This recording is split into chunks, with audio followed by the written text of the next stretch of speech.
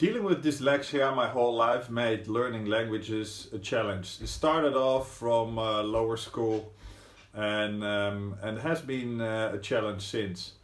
I guess mainly because in the regular school system it's always, one size fits all learning style, and clearly that learning style didn't fit me very well. At Domino Chinese I find a way of learning Chinese to be both enjoyable and working for me.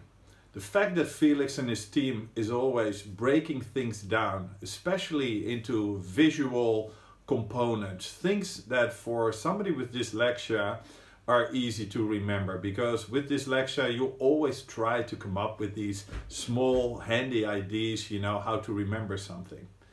So it's not just brutal memorization, it's all these little tricks that make Domino Chinese be the destination for me to learn Chinese. Being in China for many years, it has been a challenge, but with Domino Chinese I feel like I found a way to crack the code finally. Thanks guys for bringing this fantastic product to the market, and keep it up.